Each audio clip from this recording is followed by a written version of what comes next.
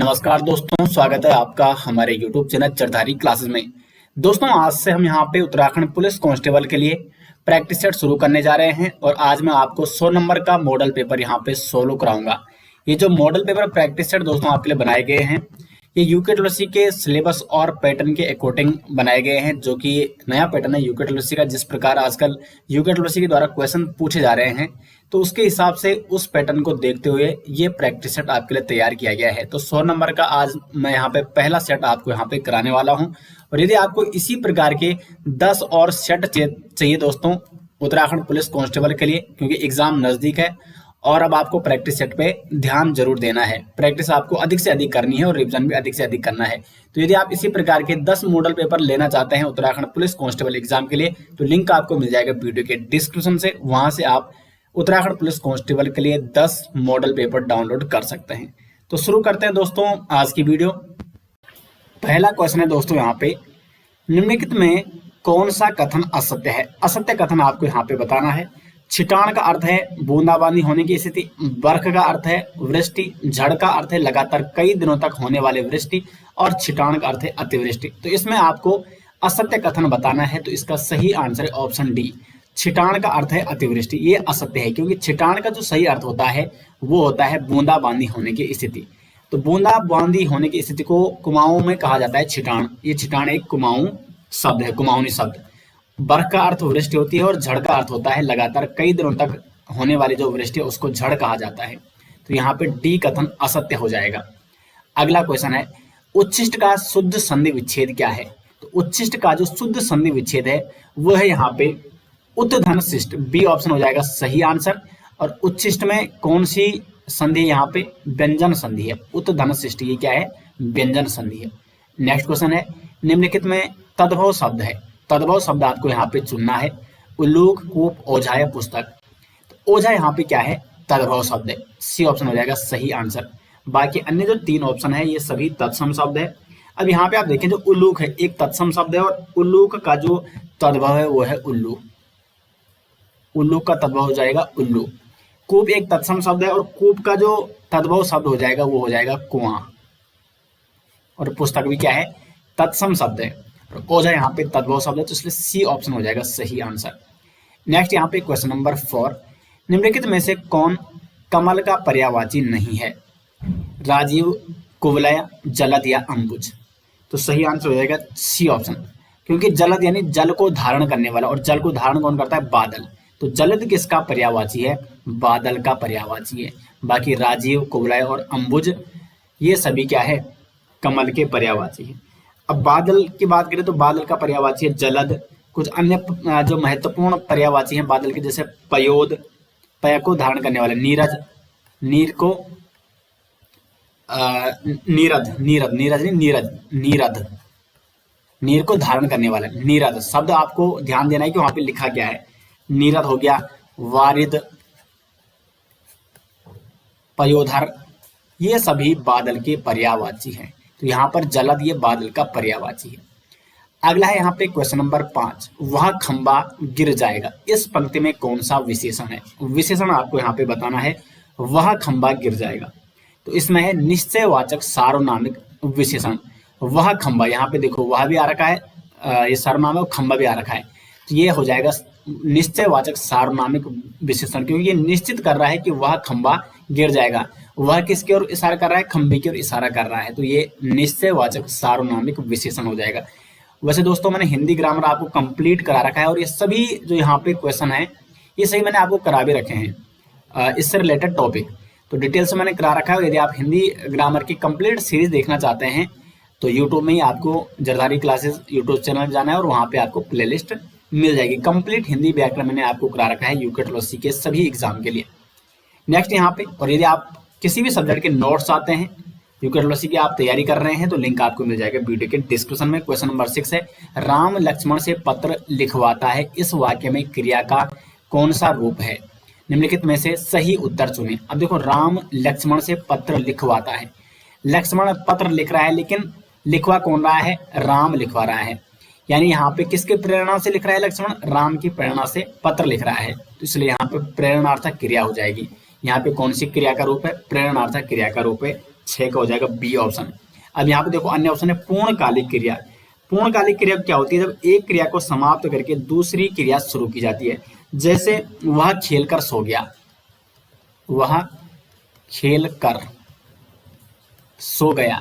अब यहाँ पे देखो खेल कर, तो एक क्रिया हो गई खेलना, फिर सो और गया। तो यहाँ पे देखो खेलने के बाद उसने दूसरी क्रिया क्या की? सोना। तो वह खेल कर सो गया। तो एक क्रिया को समाप्त करके दूसरी क्रिया शुरू की जा रही है, तो वहां पे होती है पूर्णकालिक क्रिया। प्रेरणार्थक क्रिया का उदाहरण मैंने आपको बताया, राम लक्ष्मण से पत्र लिखवाता है। और संयुक्त क्रिया जैसे कि तुम चले जाओ, तो चलना और जाना ये क्या है? संयुक्त क्रिया है। तो इस प्रकार के क्वेश्चन भी एग्जाम में बनते हैं, और इसलिए मैंने जो पैटर्न बन रहा है यूकेटीसी का, उसी के अकॉर्डिंग हमने ये मॉडल पेपर आपके लिए तैयार किए हैं। नेक्स्ट यहाँ पे क्वेश्चन नंबर 7, वह छत से गिर गया, इस वाक्य में किस कारक की विभक्ति है? तो छत से गिरना, अपादान से अलग होना, तो वो छत से गिर गया यानी वो छत से अलग हो गया। तो यहाँ पे क्या हो जाएगा? अपादान कारक, अपादान से अलग होना। कर्ता ने कर्म को करण से के द्वारा संप्रदान के लिए अपादान से अलग होना, तो यहाँ पे अपादान से विभक्ति यहाँ पे आ रखी है। और वैसे भी वह छत से गिर पड़ा यानी छत से अलग हो गया, तो जहाँ पे अलगाव आता है वहां पे क्या होता है? हमेशा अपादान कारक होता है। तो 7 का हो जाएगा डी ऑप्शन।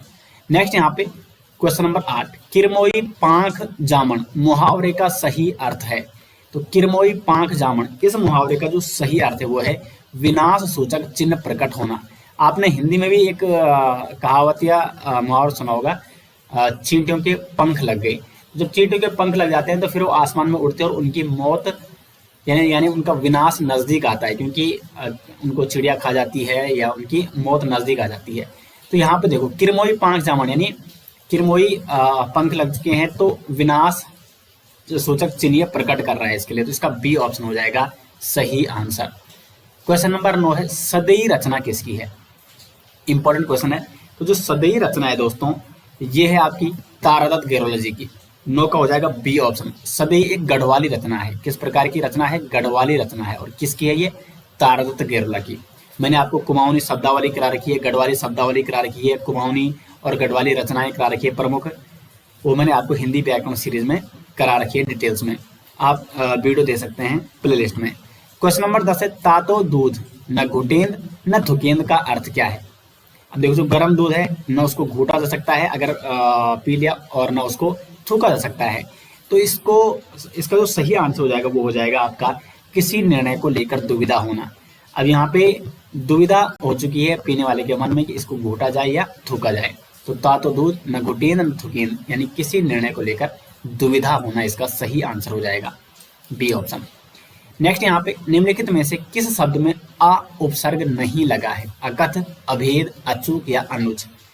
तो 11 का जो सही आंसर है वो है ऑप्शन डी, क्योंकि अनुज में जो उपसर्ग है दोस्तों वो उपसर्ग यानी जो पहले लगता है, अनुज में अनु उपसर्ग लगा है, बाकी अन्य सभी में आ उपसर्ग लगा है। तो इसलिए इसका डी ऑप्शन हो जाएगा सही आंसर। क्वेश्चन नंबर 12 है, निम्नलिखित में से कौन सा कथन सही नहीं है? अधिसूचना को हमेशा अन्य पुरुष शैली में लिखा जाता है। एक और बात आपको नोट करनी है, जो सरकारी पत्र होता है, सरकारी पत्र, अब सरकारी पत्र में औपचारिकता निभानी पड़ती है, इसलिए इसमें अन्य पुरुष शैली में आप किसी को पर्सनली व्यक्तिगत रूप से वो पत्र नहीं लिख सकते हैं। जैसे अगर आपको अपने दोस्त को लिखना है तो उसको आप व्यक्तिगत रूप से, जैसे आपके उससे संबंध है तो आप उसको व्यक्तिगत रूप से पत्र लिख सकते हैं। लेकिन सरकारी, अगर आपको किसी सरकारी अधिकारी से, या आप सरकारी विभाग में हैं और वहाँ पे अपने सीनियर अधिकारी को पत्र लिखना है, तो वहाँ पर आपको भाषा का विशेष ध्यान देना होगा, औपचारिकता का ध्यान रखना होगा। तो इसलिए सरकारी पत्र लिखे जाते हैं अन्य पुरुष शैली में, अन्य पुरुष शैली में। तो यहाँ पे क्वेश्चन है कि निम्नलिखित में से कौन सा कथन सही नहीं है? अधिसूचना को हमेशा अन्य पुरुष शैली में लिखा जाता है, बिल्कुल सही है, क्योंकि अधिसूचना एक सरकारी पत्र की श्रेणी में आता है। कार्यालय आदेश हमेशा उत्तम पुरुष एक वचन में जारी किए जाते हैं, क्योंकि जो कार्यालय आदेश है ये होते हैं आपके, जो कार्यालय आदेश लिखे जाते हैं वो एक अधिकारी दूसरे अधिकारी को व्यक्तिगत रूप से लिखता है। जो कार्यालय आदेश लिखे जाते हैं वो कैसे लिखे जाते हैं? व्यक्तिगत रूप से, क्योंकि ये केवल कार्यालय के अंदर भेजे जाते हैं एक अधिकारी के द्वारा दूसरे अधिकारी को। तो ये जो भी पत्र व्यक्तिगत शैली में लिखा जाएगा वो उत्तम पुरुष शैली कहा जाएगा उसको, तो वो एक वचन में जारी किया जाता है, ये भी बिल्कुल सही है। परिपत्र अन्य पुरुष शैली में लिखा जाना चाहिए, बिल्कुल सही है, क्योंकि परिपत्र एक सरकारी पत्र है और ये अन्य पुरुष शैली में लिखा जाना चाहिए। और यहाँ पे जो डी ऑप्शन है वो है परिपत्र अन्य पुरुष शैली में नहीं लिखा जाता, तो यहाँ पे असत्य हो जाएगा, क्योंकि जो परिपत्र होता है वो अन्य पुरुष शैली में ही लिखा जाता है, जो कि सी ऑप्शन यहाँ पे कह रहा है, क्योंकि सी सत्य है और डी यहाँ पे क्या है, असत्य है। तो हमें असत्य कथन चुनना था यहाँ पे, तो इसलिए डी ऑप्शन हो जाएगा सही। नेक्स्ट यहाँ पे क्वेश्चन नंबर 13, अधिसूचना का प्रकाशन कहाँ होता है? अधिसूचना का प्रकाशन होता है दोस्तों राजपत्र यानी गजट में। क्वेश्चन नंबर 14 है, मुठभेड़ किसकी रचना है? तो जो मुठभेड़ है ये रचना है शैलेश मटियानी जी की। शैलेश मटियानी का उपन्यास है मुठभेड़। अब शैलेश मटियानी के कुछ अन्य उपन्यास की बात करें तो एग्जाम की दृष्टि से इंपॉर्टेंट है, बोरीवली से बोरीबंदर तक काफी महत्वपूर्ण है, और एक है सर्पगंधा, ये इंपॉर्टेंट है एग्जाम की दृष्टि से। ये शैलेश मटियानी जी के कुछ अन्य उपन्यास हैं। क्वेश्चन नंबर 15 है, दिवसावसान का समय मेघमय आसमान सा उतर रही है, वह संध्या सुंदरी परिसी धीरे धीरे। प्रस्तुत पंक्तियों में कौन सा अलंकार है?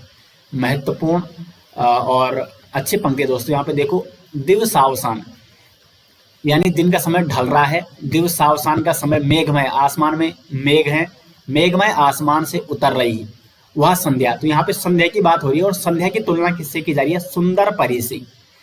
सुंदर परी से संध्या की तुलना यहाँ पे की जा रही है। जो संध्या का समय है, संध्या के समय की तुलना की जा रही है सुंदर परी से।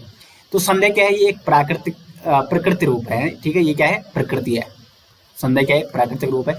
और सुंदर परी यहाँ पे ये मानवीय रूप आ गया। तो जहां पे भी प्रकृति की तुलना मानवीय रूप से की जाती है, वहां पे हमेशा मानवीकरण अलंकार होता है। आपको लग रहा होगा इसमें उपमा अलंकार हो सकता है, लेकिन यहाँ पे क्या है कि जहां पर प्रकृति की तुलना मानवीय रूप से की जाती है, वहां पे क्या होता है? मानवीकरण अलंकार होता है। और अगर हम उपमा अलंकार की बात करें तो उपमा अलंकार यदि किसी व्यक्ति या वस्तु की तुलना किसी अन्य व्यक्ति या वस्तु से की जाए, वहां पे उपमा अलंकार होता है। लेकिन अगर प्रकृति की तुलना मानवीय रूप में की जाती है तो वहां पे क्या होती है? मानवीकरण अलंकार होता है। तो 15 का हो जाएगा सी ऑप्शन। और ये जो रचना है, अगर प्रश्न कई बार क्या होता है कि ये रचना अगर एग्जाम में पूछी जाए कि ये रचना किसकी है, तो ये है निराला जी की। निराला जी की प्रसिद्ध पंक्ति है, दिवसावसान का समय मेघमय आसमान से उतर रही है, वह संध्या सुंदरी परिसी धीरे धीरे। बढ़ते दोस्तों आगे। दोस्तों डिटेल से मैं आपको यहाँ पे समझाने का प्रयास कर रहा हूँ ताकि आपका रिवीजन भी लगातार हो सके। क्वेश्चन नंबर 16 यहाँ पे, एंकर बाइट किसे कहते हैं? तो एंकर बाइट कहते हैं एंकर द्वारा किसी समाचार की पुष्टि हेतु वीडियो या कथन दिखाने को। आपने देखा होगा कई न्यूज एंकर जब कोई सूचना देते हैं, जब कोई न्यूज देते हैं, तो फिर वो न्यूज के बीच में कोई वीडियो या कोई कथन दिखाते हैं, कोई वीडियो क्लिप दिखाते हैं। तो उस वीडियो क्लिप से उस सूचना की क्या होती है? पुष्टि होती है, उस समाचार की पुष्टि होती है। तो इसे कहा जाता है एंकर बाइट। सी ऑप्शन होगा सही आंसर। क्वेश्चन नंबर 17 है, खड़ी बोली का प्रथम महाकाव्य कौन सा था? तो खड़ी बोली का प्रथम महाकाव्य है प्रिय प्रवास। बी ऑप्शन हो जाएगा सही आंसर। और प्रिय प्रवास के जो रचनाकार है वो है अयोध्या सिंह उपाध्याय। अयोध्या सिंह उपाध्याय। हरिओध, तो हरिओध हैं इसके रचनाकार प्रिय प्रवास के, जो कि खड़ी बोली का प्रथम महाकाव्य है। इंपॉर्टेंट क्वेश्चन है। नेक्स्ट है, निम्न में से ऊष्म व्यंजन है? तो ऊष्म व्यंजन है इसमें ए ऑप्शन हा, क्योंकि वर्णमाला में 4 ऊष्म व्यंजन होते हैं। कौन कौन से? सा, सा, सा और हा, तीनों सा और एक हा, ये ऊष्म व्यंजन है और इनको संघर्षी व्यंजन के रूप में भी जाना जाता है। तो ऊष्म या संघर्षी व्यंजन 4 होते हैं, सा, सा, सा और हा। तो यहाँ पे ए ऑप्शन हो जाएगा सही आंसर। बढ़ते हैं अपने अगले क्वेश्चन की ओर। क्वेश्चन नंबर 19 है, अपने सहारे पर रहने वाले के लिए एक शब्द। तो जो अपने सहारे पर रहता है उसे कहा जाता है स्वावलंबी। ए ऑप्शन हो जाएगा सही आंसर। क्वेश्चन नंबर 20 है दोस्तों, यहाँ पे सूची 1 को सूची 2 से सुमेलित कीजिए।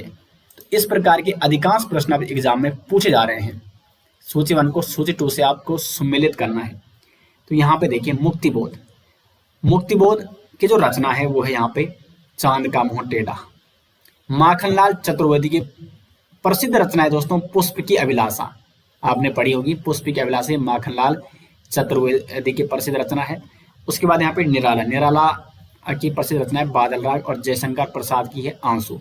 तो यहाँ पे हो जाएगा ए का 3 और बी का 4, ए का 3 बी का 4, यानी इसका सी ऑप्शन है। और सी का यानी गा का 1 है और घा का 2 है, गा का 1 और घा का क्या है 2 है, तो सी ऑप्शन हो जाएगा सही आंसर क्वेश्चन नंबर 20 का। तो हिंदी के यहाँ पे दोस्तों टोटल 20 क्वेश्चन ये हो चुके हैं। और इसी प्रकार जो पैटर्न है यूकेट्रिप्सी का 100 नंबर का जो पेपर कराते हैं, तो 20 नंबर की हिंदी आती है, 10 नंबर की रीजनिंग, और उसके बाद 30 नंबर का जीएस जिसमें कंप्यूटर हो गया, Indian history, Indian polity, Indian geography, economy, उसमें करंट अफेयर भी आ जाता है, और 40 नंबर का फिर प्रॉपर उत्तराखंड जीके। तो 20 नंबर की हिंदी हमने यहाँ पे कर चुके हैं। अब हम यहाँ पे रीजनिंग की ओर बढ़ते हैं। और दोस्तों अब तक आपको ये प्रैक्टिस सेट कैसा लगा, हिंदी के क्वेश्चन आपको कैसे लगे, कमेंट बॉक्स में जरूर बताएं। और इसी प्रकार के 10 और मॉडल पेपर यदि आप लेना चाहते हैं, प्रैक्टिस सेट पीडीएफ लेना चाहते हैं प्रैक्टिस करने के लिए उत्तराखंड पुलिस कांस्टेबल एग्जाम हेतु, तो लिंक आपको मिल जाएगा वीडियो के डिस्क्रिप्शन में। तो क्वेश्चन नंबर 21 है यहाँ पे, यदि माइनस का अर्थ प्लस है, प्लस का अर्थ गुणा है, गुणा भागे का अर्थ माइनस और गुणा का अर्थ क्या है धन है, तो निम्नलिखित में से कौन सा समीकरण सही है। तो सही समीकरण आपको यहाँ पे दिखाना है, तो इसका है 21 का बी ऑप्शन सही आंसर है। क्योंकि देखो 40 माइनस की जगह आपको क्या करना है, देखो इसको आपको कैसे करना है, माइनस जो यहाँ पे चिन्ह यहाँ पे दिखाए गए हैं, तो इसके अकॉर्डिंग ये जो कथन दिया गया है इसके अकॉर्डिंग आपको लगाना है। तो भागे माइनस की जगह क्या है, माइनस का अर्थ क्या है भागे, तो भागे लगाएंगे हम। फिर 10, देखो प्लस का अर्थ है गुणा, तो धन का अर्थ क्या है गुणा है, तो 10 गुणा 5। फिर भाग का अर्थ है माइनस, भागी का अर्थ तो -4, और गुणा का अर्थ क्या है प्लस है, तो +5। ये बन गई हमारी समीकरण। तो ये हो जाएगा 10 का भाग 40 में, तो 4 × 5 -4 +5, ये हो जाएगा ये। फिर ये हो जाएगा पहले, और इसमें ये क्या है, सबसे पहले होता है भाग, फिर गुणा होता है, फिर जोड़ होता है, फिर घटाना होता है।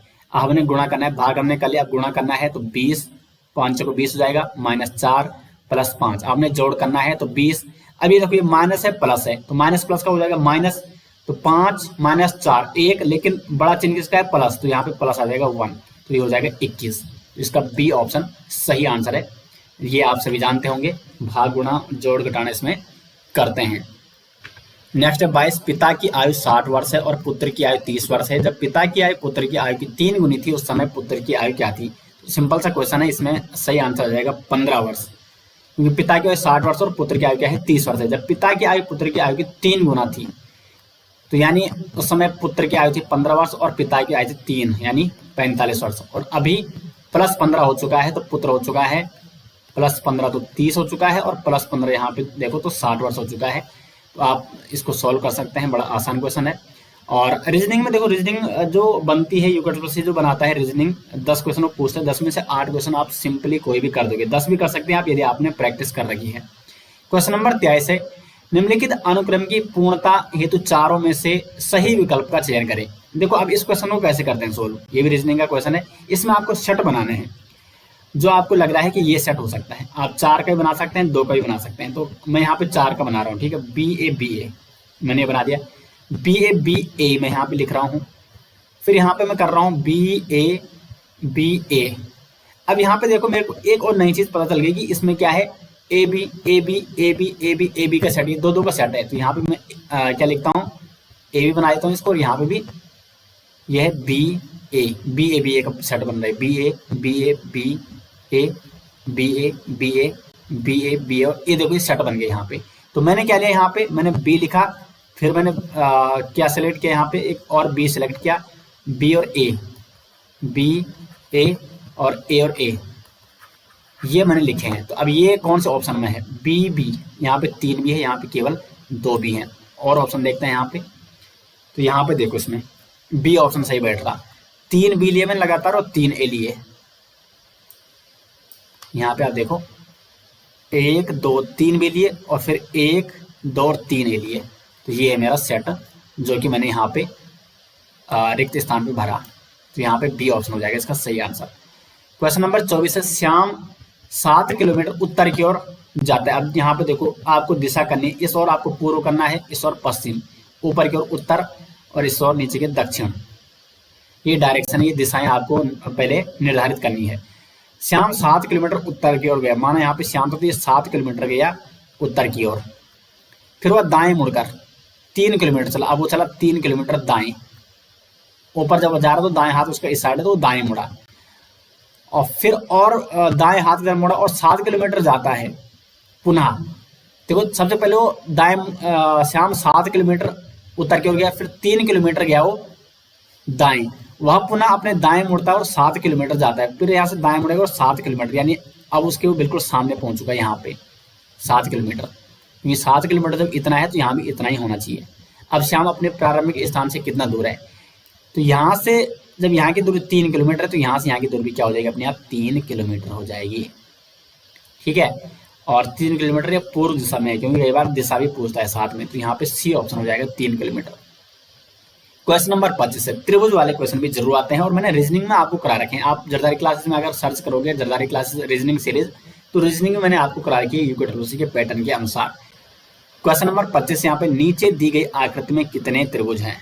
त्रिभुज वाले क्वेश्चन भी बनते हैं और बहुत सारे अभ्यर्थी इसी में फंस जाते हैं। लेकिन यदि आप त्रिभुज आपको कैसे गिनने हैं, कैसे काउंटिंग करनी है, इस पर भी मैंने शॉर्ट ट्रिक बता रखी है आपको रीजनिंग की जो हमारी सीरीज है। तो आप रीजनिंग सीरीज भी दे सकते हैं जरदारी क्लासेस की। तो यहाँ पे देखो आपको इसको कैसे करना है, इसमें बड़ा सिंपल है। इसका सिंपल त्रिभुज क्या बनेगा, वर्ग के अंदर त्रिभुज, तो इसका ऐसा बनेगा सिंपल। कैसे बन सकता है मैं आपको एक सिंपल बता रहा हूँ, क्योंकि सबसे बाहरी इसका ऐसा ही तो है। पहले हम बाहर की बात करते हैं, जो ये इतना है, ये वाला और ये वाला, और फिर अंदर इसके क्या है, ये रेखाएं। ठीक है, इसमें कितने त्रिभुज हैं पहले बाहर, तो इसको कैसे निकालते हैं, ऐसा को काउंट करना है 1 2 3 4। वो जो बड़ी संख्या है, बड़े नंबर को आपको दुगुना करना है, 4 × 2, यानी इसमें 8 त्रिभुज हैं। तो जो बाहर है उसमें कितने त्रिभुज हैं, 8 त्रिभुज। अब देखो यहाँ पे, लेकिन अब इसमें गिनते हैं। इसमें आपको क्या करना है, इसमें भी वही मेथड यूज करो। पहले अंदर वाले में गिनते हैं, 1 2 3 4 5 6 7 8, 8 है ना। तो बड़ी संख्या 8 है, तो 8 को मल्टीप्लाई करो 2 से, 16 आ रहे हैं। अब फिर इसको भी वैसे गिनना है, 1 2 3 4 5 6 7 8, 8 को मल्टीप्लाई करो 2 से, 16 आ रहे हैं, और 16 16 32, यानी इसमें 32 त्रिभुज आ जाएंगे।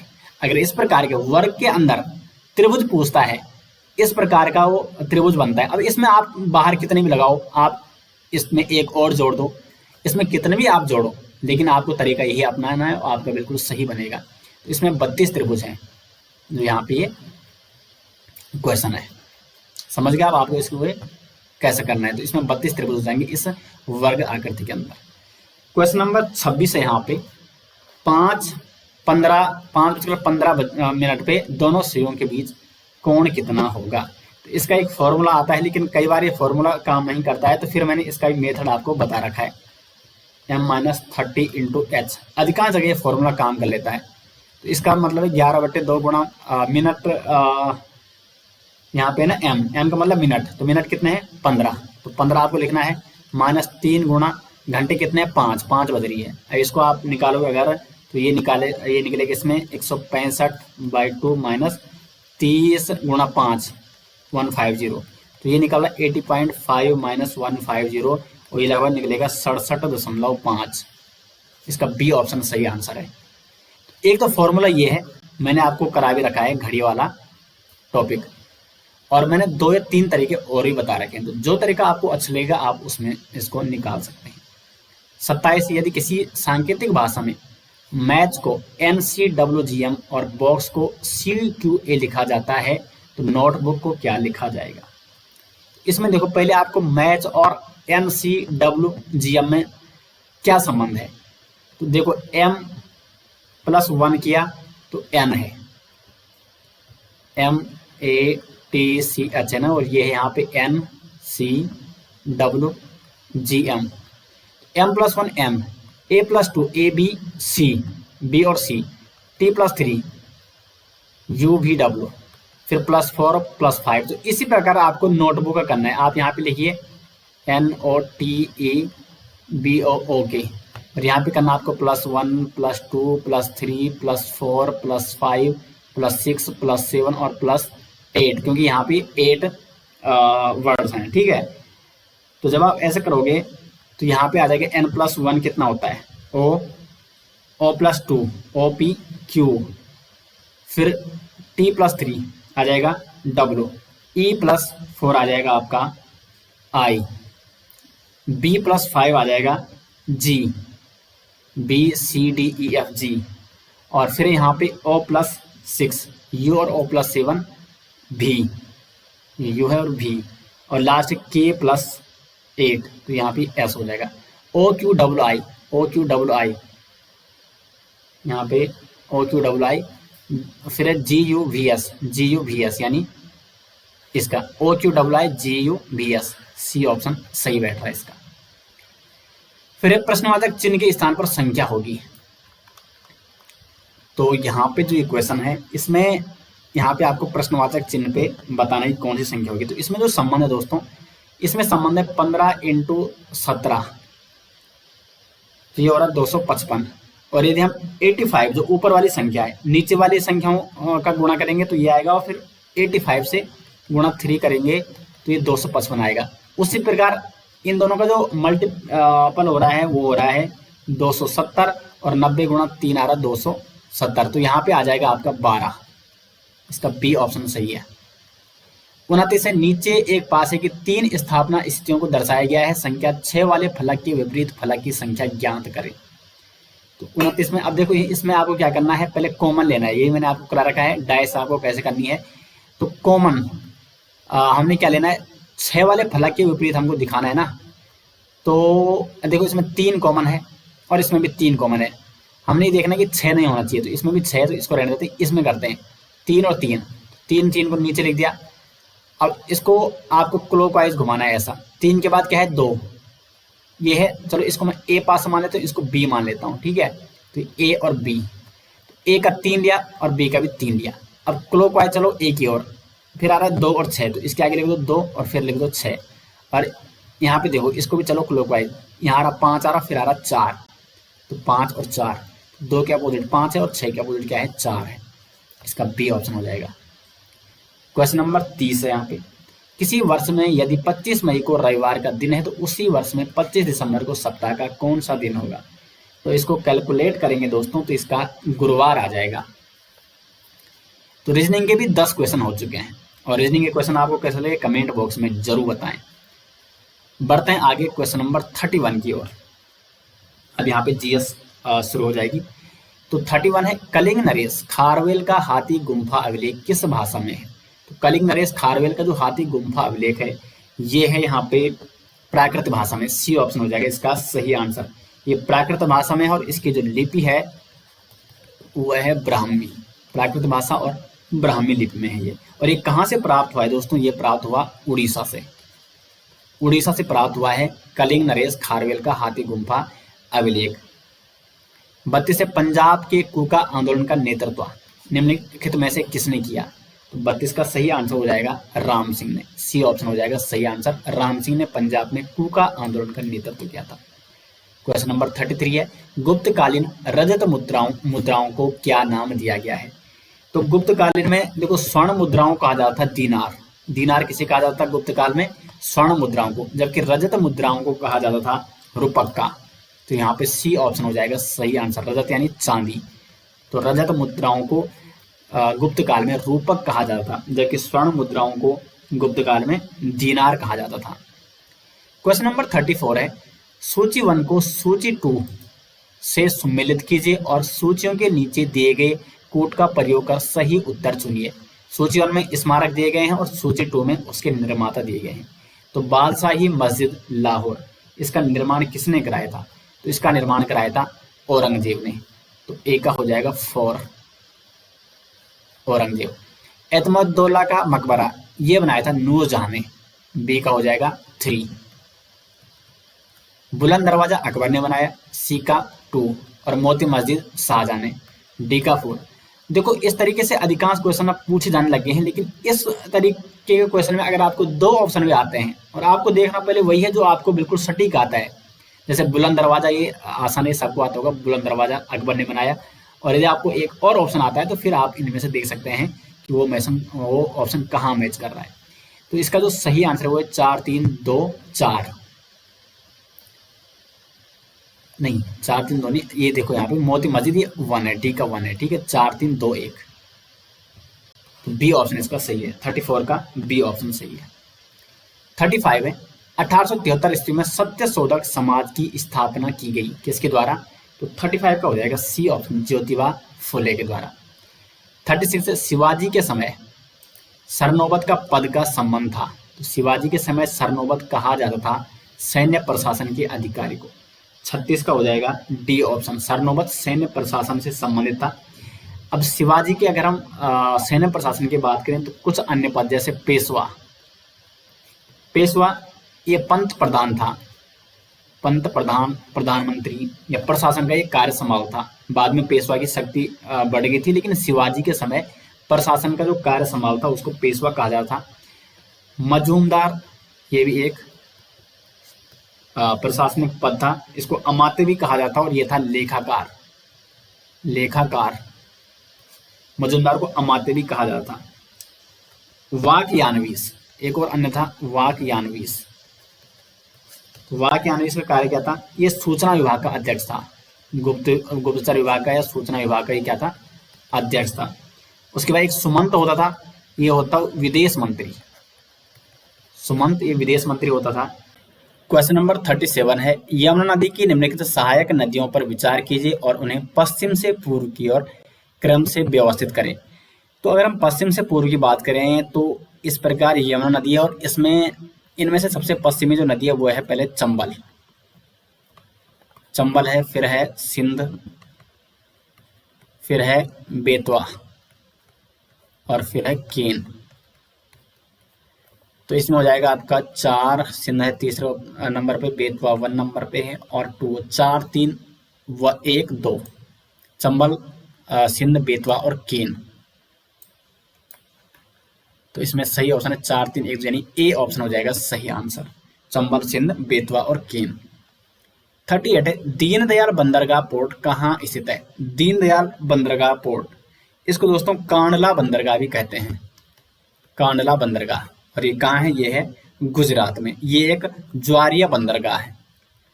कांडला बंदरगाह या दीनदयाल बंदरगाह किस प्रकार का पोर्ट है? ज्वारिया बंदरगाह है, जो कि गुजरात में है। नेक्स्ट है क्वेश्चन नंबर 39, भारत के उत्तर पश्चिमी मैदान में पश्चिमी विक्षोभ से जाड़े में होने वाली वर्षा की मात्रा क्रमशः कम हो जाती है, पूर्व से पश्चिम की ओर, पश्चिम से पूर्व की ओर, उत्तर से दक्षिण की ओर या दक्षिण से उत्तर की ओर। अब जो क्वेश्चन को आप समझो, आप भारत के उत्तर पश्चिमी मैदान में भारत ये कहाँ से आती है? उत्तर पश्चिमी मैदान में बारिश होती है। इस प्रकार अगर हम देखें भारत की स्थिति, ठीक है, तो यहाँ पे इन क्षेत्रों में जो बारिश होती है पश्चिमी विक्षोभ से, यहाँ पश्चिम से आती है ये बारिश, ठीक है, यहाँ से।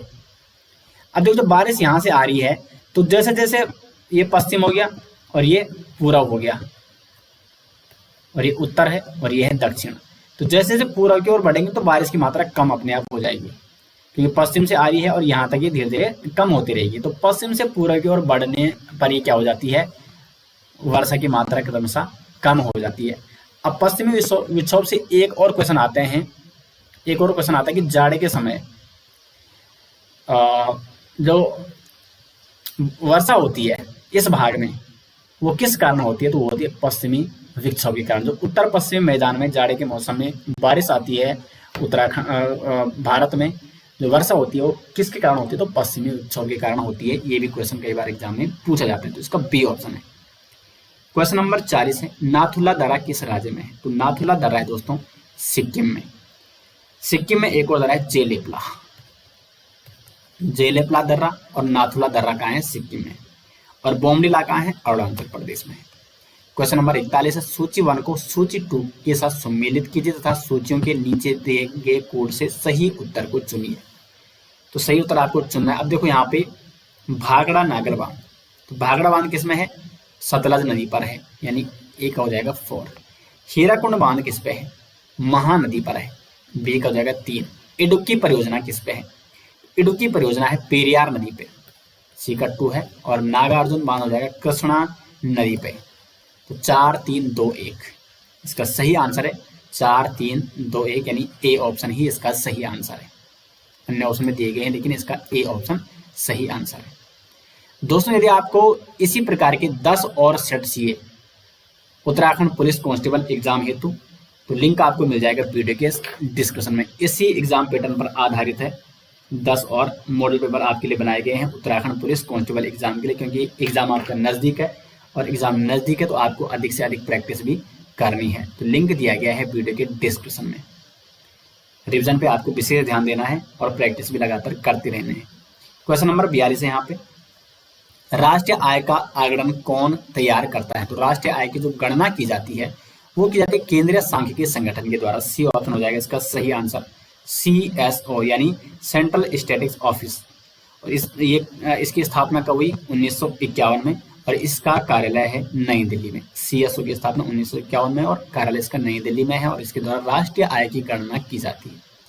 क्वेश्चन नंबर 43 है, एक केंद्रीय सरकार का कर नहीं है, सेवा कर, GST, कस्टम ड्यूटी या भूमि राजस्व। तो भूमि राजस्व ये केंद्र सरकार का कर नहीं है, डी ऑप्शन हो जाएगा सही आंसर। ये किसका कर है? राज्य सरकार का। राज्य सरकार के कर होते हैं जैसे कृषि, मालगुजारी, इमारत, मार्ग कर, व्यवसाय कर, जबकि केंद्र सरकार के कर होते हैं जैसे आयकर, सीमा कर, अंतर्राज्यीय व्यापार कर, वाणिज्य कर, कस्टम ड्यूटी, ये सभी GST ये सभी केंद्र सरकार के कर हैं, लेकिन भूमि राजस्व ये राज्य सरकार का कर है। क्वेश्चन नंबर 44 है, पूंजी निर्माण के संदर्भ में कौन सा कथन सही है? पूंजी निर्माण यदि करनी है तो इसके संदर्भ में कौन सा कथन सत्य है? पूंजी निर्माण की प्रक्रिया बचतों और वित्तीय संस्थाओं की प्रभाविता पर निर्भर करती है, बिल्कुल सही है। निवेश पूंजी निर्माण के लिए एक अनिवार्य कारक है। यदि आपको पूंजी बनानी है तो अगर आप इन्वेस्ट करते हो, निवेश करते हो तो ये एक अनिवार्य कारक है, तो ये भी सत्य है। यानी 1 और 2 दोनों यहाँ पे सत्य हो जाएंगे। 44 का हो जाएगा सी ऑप्शन। क्वेश्चन नंबर 45 है, सूची 1 को सूची 2 से सम्मिलित कीजिए तथा सूचियों के नीचे दिए गए कूट से सही उत्तर चुनिए। 45 अनुच्छेद 61 राज्यसभा के उपसभापति को हटाना, लेकिन इसमें यह नहीं आता। अनुच्छेद 61 में आता है राष्ट्रपति पर महाभियोग, तो ए का हो जाएगा ये 2। उसके बाद अनुच्छेद 67 खा, इसमें है उपराष्ट्रपति को हटाना, यानी बी का हो जाएगा 3। उसके बाद है अनुच्छेद 94, ये स्पीकर को हटाने की बात करता है, यानी सी का हो जाएगा 4। और अनुच्छेद 90 यह है राज्यसभा के उपसभापति को हटाना, यानी डी का 1। तो ए का 2, बी का 3, सी का 4, डी का 1। 2 3 4 1 इसके कूट हैं, 2 3 4 1। तो 2 3 4 यानी सी ऑप्शन इसका सही आंसर हो जाएगा 45 का। नेक्स्ट है 46, भारतीय संविधान का कौन सा अनुच्छेद प्रेस की स्वतंत्रता को आश्वासित करता है? तो प्रेस की स्वतंत्रता को आश्वासित करता है अनुच्छेद 19। अनुच्छेद 19 में सूचना का अधिकार भी है, वाक एवं अभिव्यक्ति की स्वतंत्रता का अधिकार भी है और प्रेस की स्वतंत्रता को आश्वासित भी करता है अनुच्छेद 19। और एक और प्रश्न बनता है कई बार निजता का अधिकार का है, तो वो 21 में है निजता का अधिकार। अब यहाँ पे जो अन्य ऑप्शन है अनुच्छेद 16 ये लोक नियोजन में अवसर की समानता की बात करता है और अनुच्छेद जो 22 है वो है गिरफ्तारी और निरोध में संरक्षण की बात करता है। 47 है इंडियन पॉलिटी भी दोस्तों मैंने आपको कंप्लीट करा रखी है, सीरीज आप दे सकते हैं प्लेलिस्ट में। भारतीय संविधान का कौन सा अनुच्छेद मुख्यमंत्री के कर्तव्यों को परिभाषित करता है? भारतीय संविधान का कौन सा अनुच्छेद मुख्यमंत्री के कर्तव्यों को परिभाषित करता है? 47 का हो जाएगा डी ऑप्शन, अनुच्छेद 167। क्वेश्चन नंबर 48 है 1935 के भारत शासन अधिनियम की निम्नलिखित में से कौन सी विशेषता नहीं है? एक अखिल भारतीय संघ, ये 1935 से लिया गया है। प्रांतों में स्वायत्ता और प्रांतों में द्वैध शासन की शुरुआत, ये नहीं है। सी ऑप्शन हो जाएगा इसका सही आंसर, क्योंकि प्रांतों में जो द्वैध शासन की शुरुआत की गई थी वो भारत सरकार अधिनियम 1919 के तहत की गई थी। 1919 में प्रांतों में द्वैध शासन की शुरुआत की गई थी और केंद्र में द्वैध शासन ये 1935 के अधिनियम से की गई थी। 49 है निम्नलिखित में से किसे भारत के राष्ट्रपति पर महाभियोग लगाने का अधिकार है? तो यहाँ पे संसद के दोनों सदन आर्टिकल 61 के माध्यम से भारत के राष्ट्रपति पर महाभियोग लगा सकते हैं। महाभियोग कहाँ से लिया गया है? अमेरिका के संविधान से। और अगर इसको पारित करना होता है तो 2/3 बहुमत से पारित करना इसको जरूरी होता है, 2/3 बहुमत से। क्वेश्चन नंबर 50 है, निम्न श्रेणियों में से किसके विधेयक केवल लोकसभा में ही प्रारंभ किए जाते हैं? तो वित्त विधेयक जो कि केवल लोकसभा में पारित होते हैं। 50 का सी ऑप्शन हो जाएगा सही आंसर। बढ़ते हैं दोस्तों, 50 क्वेश्चन हमारे कंप्लीट हो चुके हैं यहाँ पे। क्वेश्चन नंबर 51, मानचित्र पर बनाई गई वे रेखाएं जो समुद्र से बराबर ऊंचाई वाले स्थानों को मिलती है, इन्हें क्या कहते हैं? Isotherm, contour, आइसोबारे, isotope. 51 का हो जाएगा बी, कंटूर कहते हैं। ये काल्पनिक रेखाएं होती है और समुद्र से बराबर ऊंचाई वाले स्थानों को मिलाने वाली रेखा को कहते हैं कंटूर। और कंटूर लाइन को समोच्च रेखा भी कहा जाता है, एक अन्य नाम है इसका समोच्च रेखा। अब यहाँ पे देखो आइसोथर्म, आइसोथर्म रेखा, आइसोथर्म रेखा किसे कहते हैं? जो स्थिर तापमान वाले बिंदु को जोड़ती है, स्थिर तापमान वाले बिंदु को। और आइसोबार जो स्थिर दाब यानी समदाब रेखा इसको कहा जा सकता है, जहां पर वायुमंडलीय दाब समान रहता है, तो समदाब रेखा वाले स्थान को जोड़ने वाली रेखा को आइसोबार, स्थिर तापमान वाली रेखा को जहां पर तापमान समान रहता है, स्थिर तापमान वाले बिंदु को जोड़ने वाली रेखा आइसोथर्म। और कंटूर यानी समुद्र से बराबर ऊंचाई वाले स्थानों को मिलाने वाली रेखा, ये इसको समोच्च रेखा भी कहा जाता है।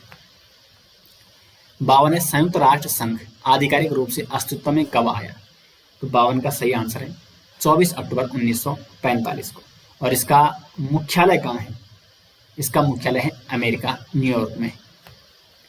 53 है, OSS का पूर्ण रूप है, OSS का पूर्ण रूप है ओपन सोर्स सॉफ्टवेयर।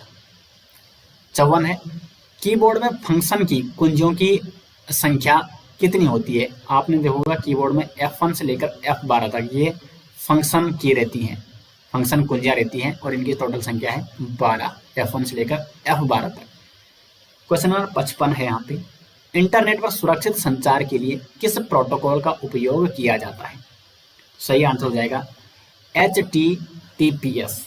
इसकी फुल फॉर्म है hyper text transfer protocol secure, hyper text transfer protocol secure, जो कि इंटरनेट पर सुरक्षित संचार के लिए इस प्रोटोकॉल का उपयोग किया जाता है।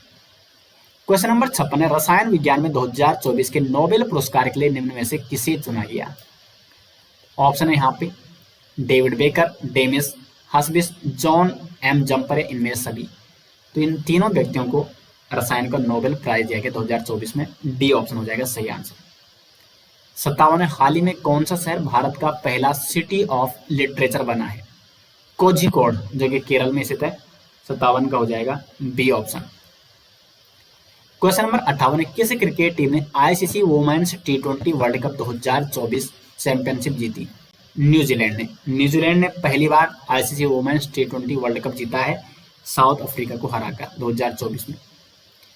59 है, उत्तराखंड में कुपोषण के प्रभाव को कम करने के लिए शुरू किए जा रहे नए मिशन का नाम क्या है? इसका नाम है दोस्तों मिशन ओजस, जिसका मुख्य उद्देश्य क्या है? उत्तराखंड में कुपोषण को कम करना। क्वेश्चन नंबर 60 है, उत्तराखंड में घाम टापू पर्यटन की शुरुआत किसने की? प्रधानमंत्री नरेंद्र मोदी ने। दोस्तों 60 क्वेश्चन कंप्लीट हो चुके हैं और नेक्स्ट जो 40 क्वेश्चन है वो है स्टेट से संबंधित यानी राज्य संबंधित। और अब तक ये क्वेश्चन आपको कैसे लगे कमेंट बॉक्स में जरूर बताएं। और दोस्तों यदि आपको उत्तराखंड पुलिस कांस्टेबल के लिए इसी प्रकार के 10 और मॉडल पेपर प्रैक्टिस सेट चाहिए, क्योंकि एग्जाम नजदीक है और अधिक से अधिक आपको रिवीजन और प्रैक्टिस करना है, तो यदि आपको उत्तराखंड पुलिस कांस्टेबल एग्जाम के लिए 10 मॉडल पेपर प्रैक्टिस सेट चाहिए तो लिंक आपको मिल जाएगा वीडियो के डिस्क्रिप्शन में। बढ़ते हैं अगले क्वेश्चन की ओर। स्टेट से संबंधित ये जीके क्वेश्चन है, धारशिल शिलालेख किस वंश का इतिहास बताता है? पंवार, चंद, कत्यूरी या गोरखा? तो इसका सही आंसर है जो धारशिल शिलालेख है दोस्तों, ये बताता है पंवार वंश का इतिहास, ए ऑप्शन हो जाएगा। और धारशिल जो शिलालेख है ये पंवार शासक अनंतपाल का है।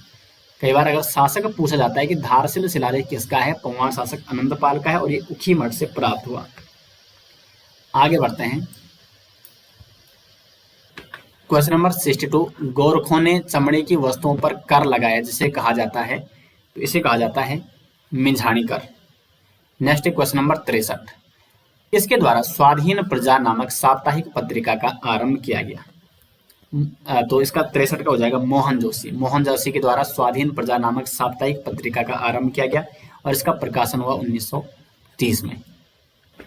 क्वेश्चन नंबर 64 है, कुमाऊं परिषद के 5वें अधिवेशन की अध्यक्षता किसने की? तो कुमाऊं परिषद के जो 5वां अधिवेशन है उसकी अध्यक्षता की गई बद्रीदत्त पांडे जी के द्वारा। डी ऑप्शन हो जाएगा सही आंसर। और ये 5वां अधिवेशन कब हुआ? 5वां अधिवेशन हुआ था टनकपुर में। कहाँ हुआ था? टनकपुर में हुआ था 5वां अधिवेशन। कुमाऊं परिषद की स्थापना हुई थी 1916 को और इसका जो प्रथम अधिवेशन हुआ था ये हुआ था 1917 में जयदत्त जोशी की अध्यक्षता में अल्मोड़ा में। उसके बाद इसका दूसरा अधिवेशन हुआ था 1918 में तारावत गेरोला की अध्यक्षता में हल्द्वानी में। तीसरा अधिवेशन दोस्तों इसका 1919 में हुआ था बद्रीदत्त जोशी की अध्यक्षता में कोटद्वार में। और इसका जो चौथा अधिवेशन हुआ 1920 में और ये किसकी अध्यक्षता में हुआ था? हरगोविंद पंत की अध्यक्षता में काशीपुर में। और 5वां अधिवेशन टनकपुर में हुआ बद्रीदत्त पांडे जी की अध्यक्षता में। तो इसलिए इसका डी ऑप्शन सही है। क्वेश्चन नंबर 65 है, मिलान कीजिए। आपको मिलान करना है। ये सभी शासक हैं, कुमाऊं शासक, चंद शासक और इनकी उपलब्धियां हैं। तो यहाँ पे देखो इंद्रचंद इन्हें नेपाल के मार्ग से चीन से व्यापारिक संबंध बनाए थे। भारती चंद डोटी विजय अभियान, मैंने आपको कंप्लीट चंद्रवंश का इतिहास पढ़ा रखा है। कीर्तिचंद ने गढ़वाल शासक अजय पाल को पराजित किया था। और बालो कल्याण चंद के समय राजधानी चंपावत से अल्मोड़ा स्थानांतरित हुई थी। किसके समय? बालो कल्याण चंद के समय। तो यहाँ पे इसका बन रहा है, ए का 2 बन रहा है, बी का हो जाएगा 3 और सी का है कीर्तचंद 1 गढ़वाल शासक और डी का 4। तो 2 3 1 4। तो सही आंसर क्या है इसका? 65 का 2 3 1 4 यानी ए ऑप्शन। तो ये यहाँ पे इस प्रकार से आपको मिलान करना था। नेक्स्ट यहाँ पे क्वेश्चन नंबर 66, निम्न में से किस समिति ने गैरसैंण को उत्तराखंड की स्थायी राजधानी के रूप में अस्वीकार कर दिया था? तो सही आंसर हो जाएगा यहाँ पे दीक्षित आयोग ने। 66 का हो जाएगा सी ऑप्शन। दीक्षित आयोग का गठन किया गया था ताकि वो उत्तराखंड की स्थायी राजधानी पर अपनी रिपोर्ट सौंपे। लेकिन जब उसने रिपोर्ट सौंपी तो उसने गैरसैंण को स्थायी राजधानी के रूप में अस्वीकार कर दिया था। क्यों किया था अस्वीकार? क्योंकि गैरसैंण में उचित भौगोलिक परिस्थितियां नहीं है, ऐसा इस आयोग का कहना था। दीक्षित आयोग का गठन 2001 में किया गया था और इसने अपनी रिपोर्ट 2008 में सौंपी। तो दीक्षित आयोग ने उत्तराखंड की स्थायी राजधानी के रूप में अस्वीकार किया था गैरसैंण को। सी ऑप्शन हो जाएगा इसका सही आंसर। 67 है, टमटा सुधारणी सभा कब गठित की गई? 1905 में। ए ऑप्शन हो जाएगा इसका सही आंसर। क्वेश्चन नंबर 68 है, निम्न में से कौन सुमेलित नहीं है? खटीमा कांड 1 सितंबर 1994, बिल्कुल सही है। रामपुर तिराहा कांड 2 अक्टूबर 1994, बिल्कुल सही है। रामपुर तिराहा कांड को मुजफ्फरनगर कांड भी कहा जाता है। मसूरी कांड 3 सितंबर 1994, ये क्या है? सुमेलित नहीं है, इसलिए इसका सी ऑप्शन है। क्योंकि यहाँ पे जो मसूरी कांड है दोस्तों, ये कब हुआ था? ये हुआ था 2 सितंबर को, 2 सितंबर 1994 को हुआ था मसूरी कांड। अब कई बार यहाँ से ये क्रम में पूछता है खटीमा कांड का, रामपुर तिराहा कांड का और मसूरी कांड का। संयुक्त मैंने आपको बता दिया, आपको डेट बता दी मैंने, ये कौन सा कांड कब हुआ था। नेक्स्ट क्वेश्चन नंबर 69, निम्नलिखित में से किसे अंग्रेजी कपड़ों के बहिष्कार के लिए 1931 में गिरफ्तार नहीं किया गया था? तो सही आंसर हो जाएगा यहाँ पे भागीरथी देवी। कुंती वर्मा, मंगला देवी और रेवती देवी को 1931 में गिरफ्तार किया गया था। कुंती वर्मा के नेतृत्व में मंगला देवी, जीवंती देवी, रेवती देवी, विष्णु देवी शाह, मंगला देवी, इन सभी को गिरफ्तार किया गया था। लेकिन इसमें भागीरथी देवी सही आंसर हो जाएगा। भागीरथी देवी को गिरफ्तार नहीं किया गया था 1931 में। क्वेश्चन नंबर 70 है, निम्नलिखित में से कौन सा अधिकारी कत्यूरी प्रशासन में भू अभिलेखों के रखरखाव के लिए उत्तरदायी था? इसका हो जाएगा षटकोशचरित, सी ऑप्शन। अब इसमें देखो जो अन्य अधिकारी प्रभातर, ये भूमि नाप अधिकारी था। क्षेत्रपाल, ये कृषि की देखभाल हेतु, कृषि के रखरखाव हेतु कार्यकर था।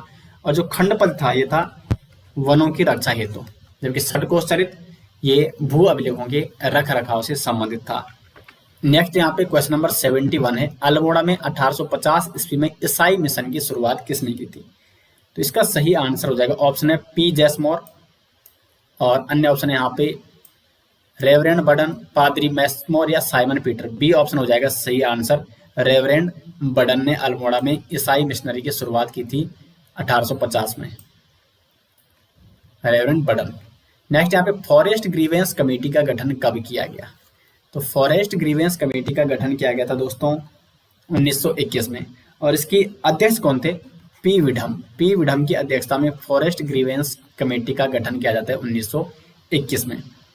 अगला क्वेश्चन है, सुमेलित आपको करना है ये। सूची 1 को सूची 2 से सुमेलित कीजिए और नीचे दिए गए कूट से सही विकल्प चुनिए। अब यहाँ पे देखो, सुंदरढूंगा। सुंदरढूंगा कहाँ है? ये बागेश्वर में है। डोकरियानी नद ये उत्तरकाशी में है। नामिक ये आपका पिथौरागढ़ में, और खतलिंग टिहरी गढ़वाल में। तो ए का 2, बी का 1, सी का 4 और डी का 3। 2143 यानी इसका डी ऑप्शन बिल्कुल सही है 73 का। 74 है हारदूदा संबंधित है, तो हारदूदा का संबंध है नाग देवता से। सी ऑप्शन हो जाएगा इसका सही आंसर। 75 है निम्नलिखित में से कौन सा एक उत्तराखंड का लोक नृत्य नहीं है? थड़िया, मिताई, झुमेलो या चौफुला। तो थड़िया भी है, झुमेलो भी है, चौफुला भी है। मिताई उत्तराखंड का लोक नृत्य नहीं है। बढ़ते हैं आगे 76 क्वेश्चन की ओर। उत्तराखंड में किस स्थान पर राहु का मंदिर स्थित है? डांगसेरा पैठानी में दोस्तों राहु का मंदिर। पौड़ी गढ़वाल के डांगसेरा पैठानी में राहु का मंदिर है उत्तराखंड में, तो इसलिए इसका ए ऑप्शन सही है। 77 है उत्तराखंड में रागी को कहा जाता है? तो उत्तराखंड में रागी को कहा जाता है मंडवा या रागी, ठीक है। और इसका एक और अन्य नाम भी है नाचनी। तो नाचनी, रागी, मंडवा, कोदा, फिंगर मिलेट जिसको कहा जाता है। तो डी ऑप्शन हो जाएगा उत्तराखंड में रागी या नाचनी को कहा जाता है मंडवा। 78 है उत्तराखंड की राज्य तितली कॉमन पिकॉक है, इसे कब राज्य तितली घोषित किया गया? तो 78 का सही आंसर हो जाएगा बी ऑप्शन। ये यहाँ पे आगे चला गया 7 नवंबर, ठीक है। 7 नवंबर 2016। तो 78 का यहाँ पे बी ऑप्शन सही है। 7 नवंबर 2016 को कॉमन पिकॉक को राज्य तितली घोषित किया गया था, और इसका वैज्ञानिक नाम है पेपिलियो बाइनर। राज्य पुष्प कौन है उत्तराखंड का? ब्रह्मकमल है। राज्य वृक्ष है बुरांस, राज्य पक्षी मोनाल है, और राज्य पशु कस्तूरी मृग है। नेक्स्ट है बाली पास दर्रा जोड़ता है। तो बाली पास दर्रा किसको जोड़ता है? हरकीदून घाटी और यमुनोत्री को। हरकीदून घाटी और यमुनोत्री को जोड़ने वाला दर्रा है बाली पास दर्रा। अब यहाँ पे देखो, दारमा और जोहार घाटी को जोड़ने वाला दर्रा है रालम दर्रा। ये कहाँ है? पिथौरागढ़ में है। और दारमा और ब्यास घाटी को जोड़ने वाला दर्रा है सिनला दर्रा, जबकि हरकीदून घाटी और यमुनोत्री को जोड़ता है बाली पास दर्रा। ये उत्तरकाशी में है, और ये दोनों पिथौरागढ़ में है। ये उत्तरकाशी में। नेक्स्ट है किसाऊ बांध परियोजना किस नदी पर है? तो किसाऊ बांध परियोजना किस नदी पर है दोस्तों? तो ये है आपकी टोंस नदी पर, देहरादून में स्थित है किसाऊ बांध परियोजना। क्वेश्चन नंबर 81 है चंपावत जनपद में स्थित ताल। इसकी मैंने ट्रिक आपको बताई थी, चमके श्याम झिलमिल, यानी चमके से चंपावत, श्याम से श्यामला ताल और झिलमिल से झिलमिल ताल। अब देखो अन्य ऑप्शन है गिरताल। गिरताल है उधम सिंह नगर में। मालवा ताल कहाँ है? नैनीताल में है। जबकि जो तड़ाग ताल है ये है आपका अल्मोड़ा में। तो तीनों ऑप्शन मैंने आपको बता दिए। 3 क्वेश्चन आपके यहाँ पे क्लियर हो गए। नेक्स्ट है कैंची धाम निम्न में से कौन से जनपद में है? तो कैंची धाम आपका नैनीताल में है। 82 का हो जाएगा डी ऑप्शन। 83 है सिंहद्वार मंडप एवं गर्भगृह किस मंदिर के भाग हैं? तो ये है बद्रीनाथ मंदिर के। 83 का हो जाएगा बी ऑप्शन। 84 है राज्य में पर्वतीय फल शोध केंद्र की स्थापना कब हुई? सही आंसर है 1932 में, चौबटिया अल्मोड़ा में। चौबटिया अल्मोड़ा में 1932 में राज्य में पर्वतीय फल शोध केंद्र की स्थापना की गई। 85 उत्तराखंड का सबसे बड़ा राष्ट्रीय उद्यान। तो उत्तराखंड का सबसे बड़ा राष्ट्रीय उद्यान है दोस्तों गंगोत्री राष्ट्रीय उद्यान। बी ऑप्शन हो जाएगा सही आंसर। 86 है राज्य का सर्वाधिक क्षेत्रफल वाला वन्यजीव विहार है। 86 हो जाएगा केदारनाथ वन्यजीव विहार, राज्य का सबसे बड़ा क्षेत्रफल, सर्वाधिक क्षेत्रफल वाला वन्यजीव विहार है। 87 है निम्न में से किस स्थान पर उत्तराखंड जुडिशियल और लीगल अकादमी अवस्थित है? तो नैनीताल के भवाली में। बी ऑप्शन हो जाएगा सही आंसर। अन्य ऑप्शन इसका बायो सर, लेकिन बी ऑप्शन उसका सही है। 88 है विवाह के अवसर पर पोणा नृत्य किस जनजाति द्वारा किया जाता है? 88 का है सी, भोटिया जनजाति के द्वारा। क्वेश्चन नंबर 89 है हारोल नृत्य में अनिवार्य रूप से बजाए जाने वाला वाद्य यंत्र, तो यह है रमतुल्ला। 90 है निम्न में से एक उपदेशात्मक गीत है, तो चूरा गीत एक उपदेशात्मक गीत है उत्तराखंड का, 90 का बी हो जाएगा। 91 है इंसाइक्लोपीडिया ऑफ उत्तराखंड किसे कहा जाता है?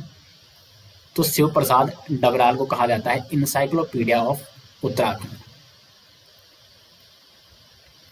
92 है ब्रिटिश कुमाऊं गढ़वाल पुस्तक के लेखक हैं, सही आंसर हो जाएगा डॉक्टर आर.एस. टोलिया, ब्रिटिश कुमाऊं गढ़वाल पुस्तक के लेखक हैं। 93 है उदय शंकर नृत्य एवं नाट्य अकादमी कहाँ है? नैनीताल, अल्मोड़ा, श्रीनगर या देहरादून। तो 93 का सही आंसर है अल्मोड़ा में स्थित है उदय शंकर नृत्य एवं नाट्य अकादमी, कहाँ है? अल्मोड़ा में। 93 का हो जाएगा बी ऑप्शन। 94 है भेलछड़ा प्रपात कहाँ है? तो भेलछड़ा प्रपात दोस्तों आपका पिथौरागढ़ जनपद में। भेलछड़ा जलप्रपात कहाँ है? पिथौरागढ़ में। 95 है जनगणना के अनुसार 2011 की जनगणना के अनुसार सर्वाधिक शिशु लिंगानुपात वाला जनपद है, तो 2011 जनगणना के अनुसार सर्वाधिक शिशु लिंगानुपात वाला जो जनपद है वो है अल्मोड़ा। ए ऑप्शन हो जाएगा 95 का सही आंसर। अल्मोड़ा का जो शिशु लिंगानुपात है वो है 922, जबकि लिंगानुपात कितना है अल्मोड़ा का? यह है अल्मोड़ा। वयस्क का जो लिंगानुपात है वो भी सर्वाधिक है अल्मोड़ा का 1139, और शिशु जो लिंगानुपात है अल्मोड़ा का वो है 922। अगर हम राज्य की बात करें तो राज्य का कई बार एग्जाम में पूछा जाता है, राज्य का लिंगानुपात कितना है? वयस्क लिंगानुपात 2011 की जनगणना के अनुसार तो ये है 963, और शिशु लिंगानुपात है जो दोस्तों राज्य का वो है 890। 96 से गढ़वाल मंडल विकास निगम की स्थापना कब की गई? तो ये की गई 1976 में गढ़वाल मंडल विकास निगम की स्थापना की गई थी। क्वेश्चन नंबर 97 है थारू समाज में घर के मुखिया को क्या कहते हैं? तो थारू समाज में घर के मुखिया को कहा जाता है गंधूर। बी ऑप्शन हो जाएगा 97 का सही आंसर। नेक्स्ट यहाँ पे क्वेश्चन नंबर 98, ऊपरी गंगा नहर का जनक किसे कहा जाता है? तो पीटली काटली को कहा जाता है ऊपरी गंगा नहर का जनक। दोस्तों कुछ ही क्वेश्चन बचे हैं, और आपको बता दें यदि आपको उत्तराखंड पुलिस कांस्टेबल के लिए इसी प्रकार के 10 और मॉडल पेपर प्रैक्टिस सेट चाहिए तो लिंक आपको मिल जाएगा वीडियो के डिस्क्रिप्शन में। एग्जाम नजदीक है तो अधिक से अधिक रिवीजन पे और प्रैक्टिस पे आपको ध्यान देना है। 99 है वर्ष 2023-24 में उत्तराखंड में सर्वाधिक बोई जाने वाली फसल कौन सी थी? तो गेहूं थी। तो नंबर 1 पे थी गेहूं, उसके बाद नंबर 2 पे थी धान, नंबर 3 पे थी गन्ना, और नंबर 4 पे थी दोस्तों मंडुवा। ये सर्वाधिक बोई जाने वाली फसल का क्रम है। और क्वेश्चन नंबर 100 है SDG इंडेक्स 2023 में उत्तराखंड की रैंकिंग क्या रही? तो फर्स्ट रैंक केरल के साथ फर्स्ट रैंक थी उत्तराखंड की। ए ऑप्शन हो जाएगा इसका सही आंसर। दोस्तों तो यहाँ पे पहला जो प्रैक्टिस सेट था इसका वो मैंने आपको करा दिया है 100 नंबर का। इसमें 20 क्वेश्चन हिंदी के थे, 10 रीजनिंग के, 30 जीएस के जिसमें कंप्यूटर, करंट अफेयर और इंडियन जीएस शामिल था, और 40 राज्य संबंधी प्रश्न थे। उम्मीद करते हैं आपको ये वीडियो पसंद आया। ये प्रैक्टिस सेट आपको कैसा लगा कमेंट बॉक्स में जरूर बताएं, और आपके कितने मार्क्स इसमें आ रहे हैं कमेंट बॉक्स में जरूर बताएं। 100 में से आपके अपने आप कितने नंबर आ रहे हैं। और इसी प्रकार की अन्य प्रैक्टिस सेट की आप पीडीएफ चाहते हैं या इसकी पीडीएफ चाहते हैं तो लिंक आपको मिल जाएगा वीडियो के डिस्क्रिप्शन में। मिलते हैं दोस्तों नेक्स्ट वीडियो के साथ, तब तक के लिए धन्यवाद।